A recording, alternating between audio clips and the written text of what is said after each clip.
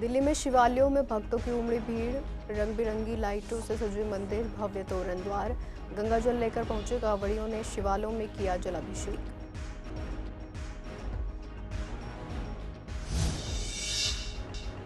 पूर्वी दिल्ली की सड़कों पर बारिश के बाद जलभराव, पटपटगंज और पांडव नगर अंडरपास से निकलने वालों को हुई परेशानी। लोग बोले सरकार बदलने के बाद भी समस्या जस की तस। इंदौर से पकड़े गए एसआई के साथ फ्रॉड में और लोग थे शामिल। पुलिस के सामने पूछताछ में बताए सभी के नाम। दिल्ली से तीनों को कर लिया गया गिरफ्तार।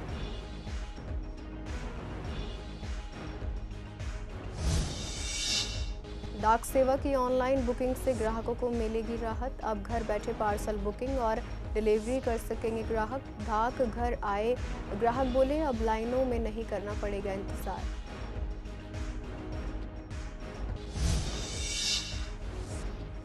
शास्त्री पार्क पुलिस ने 2 झपटमारों को किया गिरफ्तार। चोरी के 3 मोबाइल फोन बरामद। आरोपी पहले भी आपराधिक मामलों में रह चुके हैं शामिल।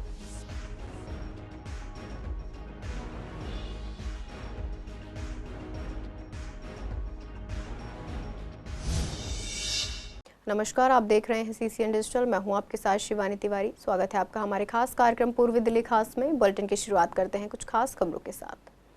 करीब 10 दिन तक कांवड़ शिविरों पर उमड़े श्रद्धा के सैलाब का रुख आज शिव मंदिरों की ओर मुड़ गया है।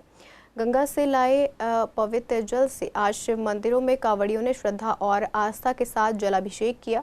सुबह ही मंदिरों में भारी भीड़ रही। इसके साथ ही कांवड़ शिविरों का भी समापन हो गया।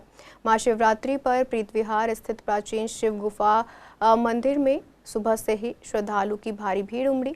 लोग अपने घरों से जल, दूध, पंचामृत, बेलपत्र और धतूरा लेकर भोलेनाथ को अर्पित करने पहुंचे। शिव भक्त वीरेंद्र ने बताया कि उन्होंने पहले गंगोत्री से मां गंगा का पवित्र जल लिया, फिर केदारनाथ और बद्रीनाथ के दर्शन कर उसी जल से भोलेनाथ को जलाभिषेक किया। इसके बाद हरिद्वार से गंगा जल लेकर दिल्ली के प्राचीन गुफा वाले मंदिर पहुंचे और कांवड़ यात्रा पूरी की। वहीं छोटे शिव भक्त अमर ने बताया कि उन्होंने हरिद्वार से गंगा जल लाकर करीब 220 किलोमीटर की यात्रा 11 दिनों में पूरी की और आज प्राचीन गुफा मंदिर में भोलेनाथ को जल चढ़ाया। मंदिर समिति ने शिवरात्रि पर विशेष सजावट और श्रद्धालुओं के लिए व्यवस्थाएं की। भक्तों का उत्साह देखते ही बन रहा था। हर तरफ हर हर महादेव के जयकारे गूंज रहे थे और भक्त शिवलिंग पर जलाभिषेक कर पुण्य अर्जित कर रहे थे। मैं सर गंगोत्री से जल लिया है हमने और केदारनाथ चढ़ाया है और केदारनाथ से हमारा बद्रीनाथ जाना, दर्शन करना बद्री विशाल बाबा के। वहाँ से फिर हमने वापसी करी है हरिद्वार के लिए। हरिद्वार से जल लिया है वो हमने दिल्ली चढ़ाया है। दिल्ली की जगह चढ़ाया? दिल्ली हमने ये प्रीतविहार मंदिर जो है हमारा शिव मंदिर, जो गुफा मंदिर के नाम से प्रसिद्ध है सर, वहाँ चढ़ाया है।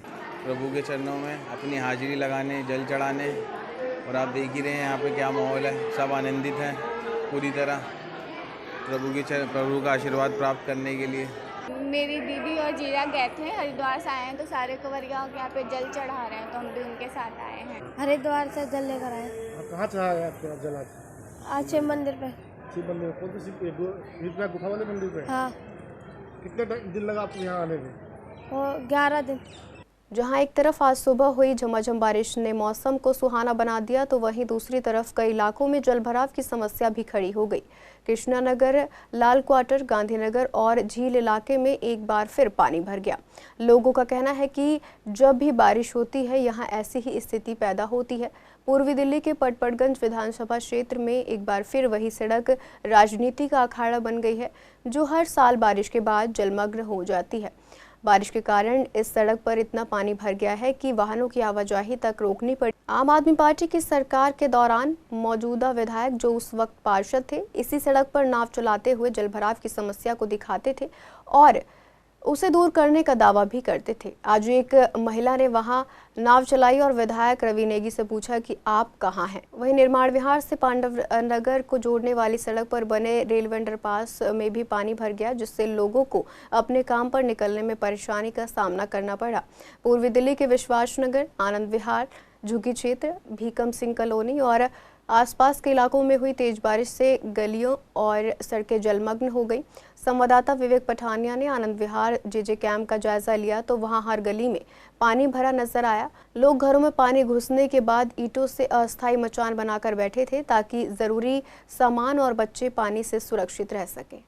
दिल्ली के अंदर लगातार 2 दिन से बारिश हो रही है और दिल्ली सरकार का दावा है कि दिल्ली में जल भराव नहीं हो रहा है। फिलहाल मैं जिस जगह मौजूद हूँ ये विश्वास नगर विधानसभा का क्षेत्र है, आनंद विहार झुग्गियाँ हैं और आपको मैं दिखाना चाहूँगा ये वो एरिया है जिसको चुनाव से पहले दिल्ली प्रदेश के महामंत्री विष्णु मित्तल ने गोद लिया था। ये आनंद विहार झुग्गियों में लगातार चुनाव से पहले बोर्ड लगाए गए थे कि यहाँ पे जल भराव एवं यहाँ की समस्याओं के लिए भाजपा तत्पर खड़ी रहेगी। आप देख सकते हैं किस तरह से गली पूरी भरी हुई है। लोगों ने अपने घर में पानी ना आए इसलिए खुद ईंटों की बाउंड्री बना रखी है। मैं कैमरामैन को थोड़ा जूम करके दिखाएंगे कि जिस तरह से पानी के रोकने के लिए लोगों ने यहाँ पे ईंट के दीवार बनाई गई है और ये हाल पहले से नहीं, चुनाव से पहले भी हुआ करता था और अब चुनाव के बाद भी हुआ करता है और दिल्ली सरकार के दावों को कहीं ना कहीं झूठा साबित कर रहा है। आप देखेंगे सामने छोटे छोटे बच्चे हैं, मासूम बच्चे हैं जो पानी में से निकलते हुए आ रहे हैं, स्कूल की ड्रेस में हैं।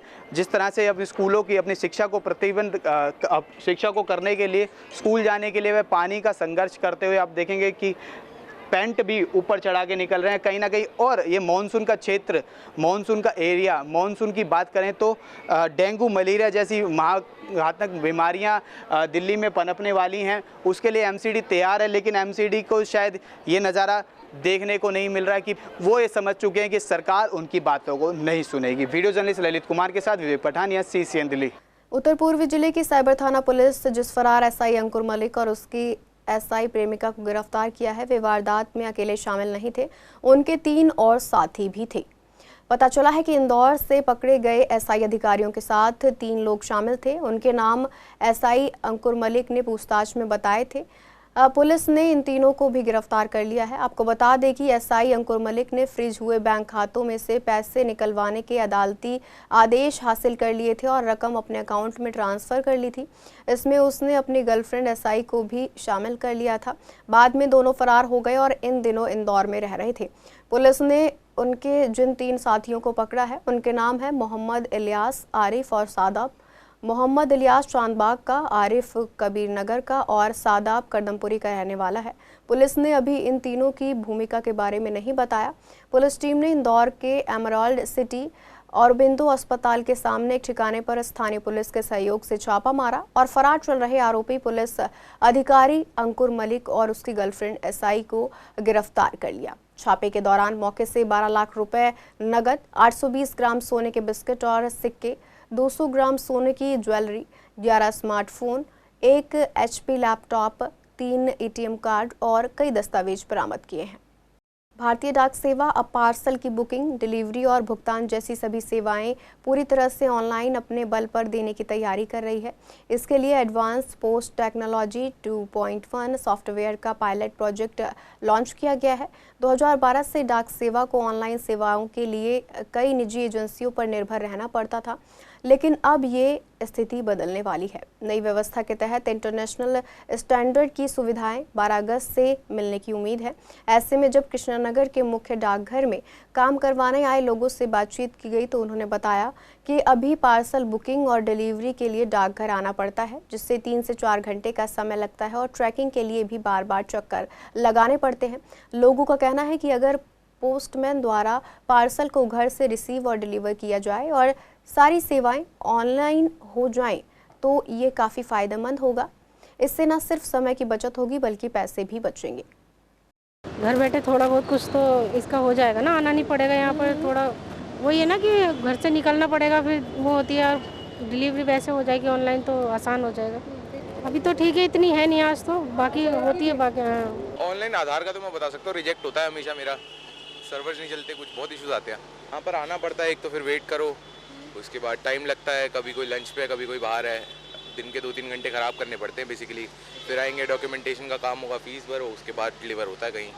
अगर बेसिकली पार्सल करवाना है तो आपके पास 3-4 घंटे स्पेयर में होने चाहिए अगर आप बड़े पोस्ट ऑफिस में आ रहे हैं तो। बहुत ईज़ हो जाएगी चीज़ों की, लोगों को टाइम काफ़ी बचेगा, बहुत टाइम कंज्यूमिंग होता है ये प्रोसेस, वो काफ़ी ईजी हो जाएगा। पेमेंट वगैरह भी हो जानी चाहिए ऑनलाइन? हाँ जी, हो जानी चाहिए, नॉट अ बिग डील। अब UPI चल ही रहा है तो फिर क्या कैश वैश के चक्कर में फंसना, अगर हर जगह डिटेल हो रहा है तो फिर ऑनलाइन वहाँ पे भी करने में क्या दिक्कत है? अब देखिए हमें तो ऐसा कोई प्रॉब्लम समस्या समझ में आई नहीं है। अभी हमारा एक पार्सल आया था इसीलिए आया था मैं, बट वो ऑलरेडी हमारे घर पे, हम घर से यहाँ आए और वो घर पे जाकर डिलीवर कर दिया उन्होंने। मेरे पास रियल टाइम में मैसेज आ रहा है, ये देखिए, जैसे रियल टाइम में मैसेज आया कि out for delivery, who is the person who carry the parcel, तो वो व्यक्ति पूरी जानकारी मेरे को मैसेज में आ गया रियल टाइम में। जब निकला तो आया मैसेज, जब डिलीवर हो गया वो भी मैसेज आएगा, कौन ले गया वो भी मैसेज आ गया। बट इन बिटवीन मैंने सोचा कि मैं खुद ही जाकर ले लूँ, बट तब तक वो आउट ऑफ डिलीवरी आ गया था। तो ये तो रिवोल्यूशन है, ये तो कस्टमर एक्सपीरियंस का सबसे बेहतर अनुभव होगा। और यदि ऐसा सरकार सुविधा देने लगे तो मैं समझता हूँ कि ये तो न्यू इंडिया का सबसे बेहतर एग्जाम्पल हो सकता है। ऑनलाइन बेनिफिट होगा, बिल्कुल होना चाहिए, होगा, और सभी लोग फ़ायदा उठा ही रहे हैं। जैसे अभी यूपीआई में अभी इंडिया ने डंका बजा दिया, ऑनलाइन ट्रांजैक्शन में हम लोगों ने वीज़ा मास्टर को भी फेल कर दिया। तो इसका मतलब ये है कि यदि कोई नया रिवोल्यूशन आता है तो वो तो स्वागत योग्य है। शास्त्री पार्क पुलिस ने झपटमारी के एक मामले में 2 बदमाशों को गिरफ्तार किया है। आरोपियों के पास से पुलिस ने 3 छीने गए मोबाइल फोन बरामद किए हैं। जानकारी के मुताबिक सुदामापुरी इलाके की रहने वाली 39 साल की महिला का पर्स, जिसमें मोबाइल फोन और नकदी थी, दूसरे पुस्ते के पास से झपट लिया गया था। इस मामले में शास्त्री पार्क थाना पुलिस ने सीसीटीवी फुटेज, तकनीकी निगरानी और मुखबिरों की मदद से आरोपियों तक पहुंच बनाई और सूचना के आधार पर दोनों आरोपियों को पकड़ लिया है। पकड़े गए आरोपियों की पहचान मोहम्मद असद और कासिम के रूप में हुई है।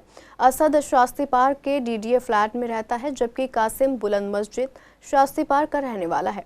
पूछताछ में दोनों ने झपटमारी की वारदात को कबूल किया है और बाकी वारदातों में भी अपना शामिल होना स्वीकार किया है। जांच में सामने आया है कि असद पहले भी स्नैचिंग, चोरी और आर्म्स एक्ट जैसे मामलों में शामिल रह चुका है। पुलिस आरोपियों से पूछताछ कर आगे की जांच में जुटी है। बीजेपी के दिल्ली प्रदेश अध्यक्ष वीरेंद्र सचदेवा ने दिल्ली यूपी बॉर्डर पर पहुंचकर शिवरात्रि की पूर्व संध्या पर शिव भक्तों से मुलाकात की और उनका हालचाल जाना। इस दौरान उन्होंने कांवड़ियों को बधाई और शुभकामनाएं दी। मीडिया से बातचीत में वीरेंद्र सचदेवा ने कहा कि इस बार कांवड़ियों में अलग ही उत्साह देखने को मिला है और वे दिल्ली सरकार की नई व्यवस्था से काफ़ी संतुष्ट हैं। उन्होंने कहा कि सरकार का सहयोग सीधा संस्थानों के अकाउंट में देने का निर्णय भ्रष्टाचार को खत्म करने में मददगार साबित हो रहा है। वहीं केंद्रीय राज्य मंत्री हर्ष मल्होत्रा भी बॉर्डर पर पहुंचे। उन्होंने कहा कि उत्तराखंड से दिल्ली तक कांवड़ियों के लिए बेहतर व्यवस्थाएं की गई हैं। उन्होंने दिल्ली सरकार को धन्यवाद देते हुए कहा कि पिछले साल के मुकाबले इस बार 2 गुने कांवड़ शिविर लगाए गए, जिनमें भोजन, जलपान, स्नान और शौचालय की अच्छी व्यवस्था की गई थी। सबसे बेहतरीन कैंप है ये, और हज़ारों की संख्या में यहाँ कांवड़िए इनकी सेवा का आनंद ले रहे हैं। मेरा कई कांवड़ियों से बात करने का मुझे अवसर मिला। सब लोग हमारी दिल्ली की बीजेपी सरकार से बहुत खुश हैं। इस बार जो व्यवस्थाएं हैं बेहतर हैं, सुंदर हैं, साफ़ सफाई है, मेडिकल टीम है, खाने पीने की व्यवस्था अच्छी है। और जो नया प्रयोग हमारी दिल्ली के मुख्यमंत्री ने किया है कि भ्रष्टाचार रोकने के लिए डीबीटी के माध्यम से जो सीधे पैसे दिए हैं, वो एक अच्छा कदम है। कांवड़िए जो जितने भी हैं यहाँ बहुत खुश हैं और मैं इस प्रबंधन समिति को बधाई देता हूँ। हमारे मुख्यमंत्री, हमारे दिल्ली के मंत्री, हमारे सभी विधायक, पार्षद सब कांवड़ियों की सेवा में लगे हैं। कांवड़ियों का बहुत बहुत अभिनंदन, बहुत बहुत स्वागत। हरिद्वार से लेकर के दिल्ली तक उत्तर प्रदेश, उत्तराखंड की सरकार ने बहुत अच्छी व्यवस्थाएं की हैं। दिल्ली के अंदर दिल्ली की रेखा जी की सरकार ने बहुत उत्तम व्यवस्थाएं की हैं। यहाँ पर मैं दिल्ली के नागरिकों को भी बहुत साधुवाद देना चाहता हूँ कि उन्होंने जगह जगह पर हमारे शिव भक्त कांवड़ियों के लिए बहुत सुंदर व्यवस्था, रहने की, नहाने की, प्रसादन की, उनके भोजन प्रसाद की और पूजा पाठ की भी। जगह जगह पर भोले बाबा के कीर्तन ऑर्गेनाइज हो रहे हैं। इस कारण मैं दिल्ली की सरकार को और दिल्ली के उन नागरिकों को जिन्होंने कांवड़ियों के स्वागत के लिए बहुत उत्तम व्यवस्था की है, उनका बहुत बहुत साधुवाद। बरसात के मौसम में सरकारें हर साल दावे तो करती हैं कि लोगों को जलभराव से राहत दिलाई जाएगी, लेकिन हकीकत में हालात कुछ और ही नजर आते हैं। ऐसे में जब सरकारी दफ्तरों में ही जलभराव की समस्या बनी रहती है तो आम जनता को कैसे राहत मिल सकती है। बता दें, कृष्णानगर के मेन डाकघर की तस्वीर कुछ ऐसी ही कहानी बयां करती है। हल्की बारिश के बाद ही यहाँ पानी भर जाता है और दफ्तर के अंदर घुटनों तक पानी जमा हो जाता है। डाकघर में काम करने आए लोग और कर्मचारी दोनों ही इस कारण काफ़ी परेशानियों का सामना करते हैं। लोगों का कहना है कि बरसात में यहाँ हर बार यही हाल होता है, लेकिन जिम्मेदार अधिकारी कोई ठोस इंतजाम नहीं कर रहे हैं। जलभराव के कारण डाकघर में काम करने में दिक्कत होती है और साथ ही बिजली के तारों और कीड़े मकोड़ों का खतरा भी बना रहता है। लोगों ने कहा कि कई बार शिकायत करने के बावजूद इस समस्या का स्थायी समाधान नहीं हुआ। लोगों की मांग है कि डाकघर प्रशासन को आम जनता की सुरक्षा को ध्यान में रखते हुए जल निकासी की व्यवस्था जल्द से जल्द करनी चाहिए। मैम बहुत ज़्यादा प्रॉब्लम हो रही है, मतलब आप देख रहे हो इतना अजीब सा लगता है, अपने कपड़े ऊपर करके आपको जाना पड़ रहा है। तो भी लगता है कहीं कोई कीड़ा काट जाए पानी में या कुछ है तो कौन जिम्मेदार कौन होगा? या तो ये कड़कड़डूमा इंडिया पोस्ट। अच्छा, तो क्या कुछ काम करवाने? हाँ, मैं अपडेट करवाने आई थी अपना आधार कार्ड। तो बहुत प्रॉब्लम, तो भीड़ बहुत है, अंदर खड़े होने की जगह नहीं मिल रही है। पानी पूरे भरा, पानी एक वॉशरूम भी जाना हो तो इवन वहाँ पे भी पानी तक भरा पड़ा है। क्या होना क्या चाहिए? कुछ ना कुछ तो होना चाहिए ना। सरकार क्या कर रही है फिर इस चीज़ के लिए? मुझे तो ये चीज़ नहीं समझ आ रही है। प्रॉब्लम क्या है, बस पानी भरा हुआ है और तो कोई प्रॉब्लम है नहीं। आने जाने में दिक्कत है? हाँ, पैंट वैंट को कपड़े वपड़े गीले होंगे। कभी करंट का डर लग रहा था, बिजली के तार वार भी हैं, उनको देख के डर है। होना क्या चाहिए सरकार? पानी वानी जाने का रास्ता सही हो, आसानी से पानी चला जाए। सरकारी दफ्तर? हाँ जी, ये सरकारी दफ्तर है। आप देख लीजिए क्या हालत हो रही है और इतनी ज़्यादा प्रॉब्लम होती है यहाँ पर। थोड़ी सी बारिश होती है और एकदम से, तो ये तो बीजेपी का हाल है। क्या होता है, पानी भर जाता है? आप देखिए ना कितना पानी भरा हुआ। मुझे जाना है उस तरफ, अब मैं कैसे जाऊँगा? मैं तैर के जाऊँगा यहाँ से। अच्छा। तो ये तो हालत है हमारे सरकारी दफ्तरों की, बहुत ज़्यादा। कहाँ कमी नजर आती है? डर लगता है कई बार कोई करंट, कोई वायर। ऑब्वियसली पता नहीं है कि यहाँ पर क्या होगा, कैसे होगा। हमें तो मुझे तो जाने में भी डर लग रहा है। इतना ज़्यादा कैसे होगा? ये तो बहुत ज़्यादा प्रॉब्लम हो रही है। बहुत ज़्यादा प्रॉब्लम हो रही है, जाने आने में बहुत दिक्कत हो रही है। इनमें बाहर से चल के जाना पड़े, इतने पानी भरे पड़े, कैसे जाएंगे? गंदा पानी है मैडम। बीमारियों का भी डर रहता है? बीमारी का डर है, मच्छर की डर है, डायबिटीज वगैरह हो सकती है इनमें। तो हमेशा ऐसे ही रहता है? पहली बार ऐसे ही रहता है हमेशा से। Krishnanagar post office. सूरजमल विहार में शिक्षक सदन के ठीक सामने की सड़क की हालत बेहद खराब है। स्थानीय निवासियों ने बताया कि सड़क को 1.5 महीने पहले मरम्मत के लिए खोदा गया था, लेकिन अब तक इसे ठीक नहीं किया गया। टूटी सड़क के कारण लोगों को वाहन चलाने में काफ़ी दिक्कतें आ रही हैं और रोज़ाना जाम की स्थिति बन रही है। दोपहिया वाहन चालकों और पैदल चलने वालों के लिए खतरा और बढ़ गया है। लोगों ने कई बार संबंधित विभाग से शिकायत की है, लेकिन कोई कार्रवाई नहीं हुई। और सर्विस लाइन जब कि लगभग 15-20 दिन से ज़्यादा हो गए, इस सड़क की हालत बहुत ही ख़राब है। ना इन्होंने अभी इसके ऊपर नई सड़क को बनवाया। हर रोज़ 2-4 एक्सीडेंट हो जाते हैं। कोई स्कूटर स्लिप कर जाता है क्योंकि रोड़ी बाहर निकली पड़ी है। अगर इधर से कार आ रही है और स्कूटर वाला ब्रेक मारता है, स्लिप करके नीचे गिर जाता है। हमारी सरकार से गुजारिश है, कम से कम सर्विस लाइन को तो जल्दी से जल्दी इसको सड़क को मरम्मत करवाएं। और बनाया गया था इसका या नहीं, इसमें कुछ नहीं बनाया गया, उन्होंने कुछ नहीं किया। ये जो दिख रहा है सारा उतार के लेके गए हैं। अच्छा। जो पुरानी वाली है, अभी तक नई को नहीं बनाने के लिए आए, जबकि बराबर में मेन जो लाइन चल रही है इसको जरूर उन्होंने अच्छा कर दिया। पहले तो बहुत बुरा था ये भी, लेकिन इसके लिए भी जब लोगों ने बोला, कंप्लेंट डाली गई, तो उसके बाद थोड़ा सा इस सड़क का भी हम कहते हैं कि अच्छा सा निर्माण हो गया, लेकिन सर्विस लाइन को भी अतिशीघ्र कराना चाहिए। हम तो स्कूटर पे चलते हैं, हमें तो यहाँ से जाते हुए भी डर लगता है। एकदम जरा सी ब्रेक मारा और गाड़ी घूम जाती है। हाँ, सड़क की कंडीशन खराब है, बिल्कुल एकदम खराब है। बहुत दिन हो गए, ठीक है नहीं पड़ी हुई है यहाँ पर, रोडियाँ पड़ी हुई हैं, रिपेयर हो नहीं रही है, बस कंडीशन खराब ही है। क्या होना क्या चाहिए? रिपेयर होनी चाहिए, सड़क बननी चाहिए। आगे की तो बना दी, सर्विस छोड़ दी। 2 हफ्ते हो गए टूटी पड़ी है जी। गाड़ी वगैरह चलाते तो कितनी दिक्कत होती है? अरे बड़ी दिक्कत आती है, हमें काम करते धूल मिट्टी आती है जी मुँह में। हाँ, फिसल जाते हैं काफ़ी। क्या होना क्या चाहिए? बनना चाहिए जल्दी। और क्या होना चाहिए? कितना टाइम हो गया टूटी हुई? इसको 15 दिन हो गए बनने हुए। पूर्वी दिल्ली के आनंद विहार से एक 21 साल की युवती के लापता होने की खबर सामने आई है। परिवार का कहना है कि उसने घर वालों को बताया था कि वह अपनी बुआ के घर जा रही है, लेकिन इसके बाद वह वापस घर नहीं लौटी। परिजनों का आरोप है कि एक और लड़की और एक लड़का भी गायब है। आशंका है कि तीनों इकट्ठे ही निकले हैं। परिजनों ने थाने में जाकर उसकी गुमशुदगी की रिपोर्ट भी दर्ज करवाई, लेकिन उनका कहना है कि पुलिस इस मामले में कोई ठोस कार्रवाई नहीं कर रही है। परिवार ने मांग की है कि पुलिस उनकी बेटी को जल्द से जल्द तलाश कर उनसे मिलवाए। पुलिस सूत्रों के मुताबिक युवती बालिग है, लेकिन परिवार का कहना है कि वह अपनी बेटी की सलामती को लेकर बेहद परेशान है और किसी भी हाल में उससे मिलना चाहते हैं। मामला सर ये है कि मेरी बेटी को एक मुस्लिम लड़का पहला फंसला करके ले गया है जी, और सोमवार की रात को ले गया है। थाने में रिपोर्ट गुमशुदा के लिए रिपोर्ट लिखवाई, इससे अभी तक कुछ हुआ भी नहीं है।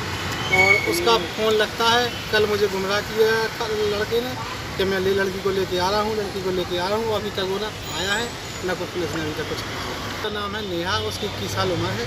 लड़के का नाम है साहिल। पुलिस वाले ने कुछ नहीं कहा, बोले वो बोले कि भाई जाइए, हम लोग क्या कर सकते हैं। बस हमें ये चाहता हूँ कि वो लड़की हमारे पास आ जाए।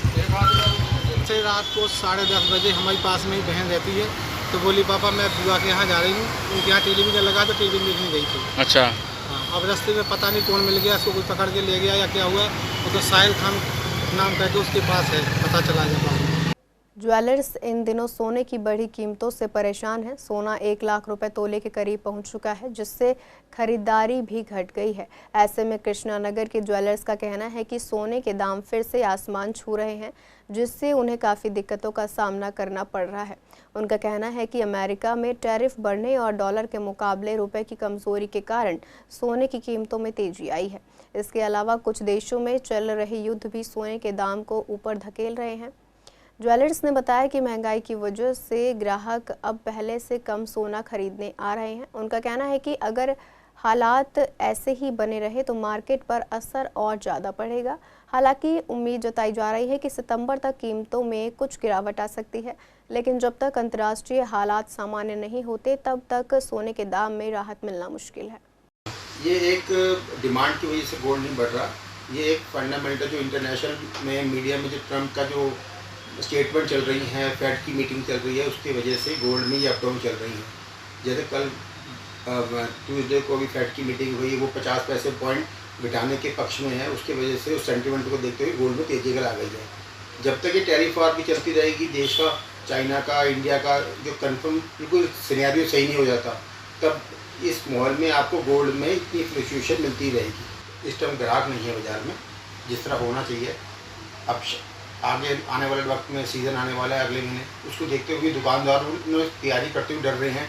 पता चला वो इस भाव में गोल्ड परचेज़ करते हैं और झटके से गोल्ड में 5 से 6% करेक्शन आ जाएगी, तो उनका सारा प्रॉफिट तो भाव ही लेके चला जाता है। तो इसलिए ग्राहक दुकानदार भी बहुत डर के बाइंग कर रहा है गोल्ड की। हाँ जी, आ रहे हैं जी। अब जिनको जरूरत है वो तो बेच रहे हैं भाव में, सोच रहे हैं कि भाव में बेच के नीचे जब आएगा तो उनकी बनवाई फ्री हो जाएगी और फिर नई चीज़ बनवा लेंगे। बिल्कुल होने की उम्मीद है जी। यहाँ से अभी फ़िलहाल जो गोल्ड का जो हमें फंडामेंटल नज़र आता है, जो भी एनालिसिस से हमारी बातचीत होती रहती है, तो यहाँ से मैं गोल्ड में 2 से 3% तेज़ी देखता हूँ मैक्सिमम। और अभी भी मैं गोल्ड में 90 से 92 हज़ार रुपये घर देख सकता हूँ आने वाले वक्त। दिल्ली विधानसभा का मानसून 17 अगस्त के पहले हफ्ते में शुरू होगा और इस बार इसे पूरी तरह पेपरलेस बनाने की तैयारी की जा रही है। इसके लिए सभी विधायकों को 3 दिन की ट्रेनिंग दी गई है। ट्रेनिंग में विधायकों को ये सिखाया गया है कि विधानसभा में डिजिटल स्क्रीन और टैबलेट का सही इस्तेमाल कैसे करना है। सभी सवाल और उनके जवाब टैबलेट पर किस तरह देने हैं, ये भी बताया गया है। इससे विधानसभा की पूरी कार्यवाही डिजिटल हो जाएगी और पेपर की खपत कम होगी। इससे पेड़ों की कटाई पर भी रोक लगेगी और पर्यावरण को फायदा होगा। शहादरा के विधायक संजय गोयल ने बताया कि ये पहल विधानसभा की कार्यप्रणाली को और पारदर्शी बनाने में मदद करेगा। उन्होंने कहा कि सभी विधायकों को अलग अलग दिन बुलाकर ट्रेनिंग दी जा रही है ताकि हर कोई इन नए सिस्टम को आसानी से समझ सके। इस पेपरलेस विधानसभा से कामकाज तेज और आसान होगा। विधानसभा अध्यक्ष श्री विजेंद्र गुप्ता जी का धन्यवाद दूंगा कि उन्होंने माननीय प्रधानमंत्री श्री नरेंद्र मोदी जी की मुहिम डिजिटल इंडिया के माध्यम से विधानसभा को भी ई विधानसभा बनाने का कार्य किया है और उसके तहत हम सब विधायकों की ट्रेनिंग होगी। अलग अलग सत्र में हमारी ट्रेनिंग होगी और मेरी ट्रेनिंग का जो समय है 23 तारीख का है मॉर्निंग का। तो इसमें हम सीखेंगे कि किस तरह से हमको जो डिजिटली कैसे जो हमारे विधेयक हैं वो कैसे देखना है, कैसे ऑपरेट करना है, किस तरह से हम अपनी बात को कम्युनिकेट अच्छे से कर सकेंगे। क्योंकि इससे फ़ायदा ये होगा कि जो पेपर्स वेस्ट होते हैं, अलग अलग किताबें मिलती हैं, वो किताबें के माध्यम से पेपर जो है पेड़ से बनता है और पेड़ की फिर कटाई होती है इसके लिए, तो वो रुकेगी और उसके लिए पर्यावरण भी अच्छा रहेगा। और हम सब क्योंकि आज के डिजिटल इंडिया युग में जब विश्व आगे बढ़ रहा है और भारत आज सर्वोपरि है विश्व के अंदर डिजिटल माध्यम से, तो इसीलिए ये हम सब के लिए बहुत अहम रहने वाला है। और तो सबसे पहले मैं अपने विधानसभा अध्यक्ष माननीय विजेंद्र गुप्ता जी को, दिल्ली सरकार को बधाई देना चाहता हूँ कि जिन्होंने पूरी की पूरी विधानसभा में हर जो हमारा विधायक है उसकी टेबल पर एक डेस्कटॉप होगा और उस डेस्कटॉप में ही सारी जो ई बुक के माध्यम से एजेंडा पेपर्स उसी में आएंगे। उसमें हमारे को ई बुक भी मिलेगी जिसमें हमारे को पुराने नए कोई भी अगर पुराने भी विधानसभा के एक्टिविटीज़ देखनी है, विधानसभा के क्वेश्चंस देखने हैं, स्टार्ट अनस्टार्ट क्वेश्चंस देखने हैं, रूल 280 के क्वेश्चन देखने हैं, रूल्स देखने हैं, वो सारा का सारा उस डेस्कटॉप पर हमको मिलेगा। और इसके अलावा इम्पॉर्टेंट बात ये भी है नीवा की, इसको NEVA कहते हैं, नीवा मतलब नेशनल ई विधानसभा एप्लीकेशन। इसमें ये भी एक बड़ी अच्छी बात ये लगी कि इसका मोबाइल एप्लीकेशन भी है, तो ये हम अरे फ़ोन पर भी आप देखोगे, मेरे फ़ोन पर भी उसमें सारा का सारा जो कंटेंट मैनेजमेंट है, मान लीजिए हमको जो क्वेश्चंस बना रहे हैं, क्वेश्चंस भेजने हैं, वो कंटेंट को हम पहले से भी बना सकते हैं। तो एक कंटेंट मैनेजमेंट सिस्टम है CMS सिस्टम, एक है ई बुक जिसमें कि वो उसी दिन जिस विधानसभा होगी उसी। पूर्वी दिल्ली के विज्ञान लोक में सामाजिक संस्था ने शाहदरा जिला बीजेपी के सहयोग से बुधवार को मोतियाबिंद और आंखों की जांच के लिए शिविर लगाया।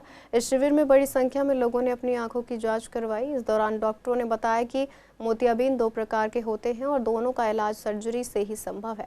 ज़्यादातर मामलों में सफ़ेद मोतियाबिंद देखा जाता है जो उम्र बढ़ने के साथ होता है। आयोजकों ने बताया कि समाज सेवा के तहत ऐसे स्वास्थ्य शिविर लगाए जाते हैं ताकि लोगों को शुरुआती दौर में ही अपनी बीमारियों का पता चल सके। स्थानीय लोगों ने भी इस पहल की सराहना की और कहा कि ऐसे कैंप से लोगों को काफ़ी मदद मिलती है, क्योंकि कई बार लोग अपनी छोटी छोटी स्वास्थ्य समस्याओं को नज़रअंदाज कर देते हैं, जिससे बाद में बड़ी परेशानी हो जाती है। इस शिविर में आंखों की मुफ्त जाँच के साथ ज़रूरी सलाह और दवाइयाँ भी दी गई।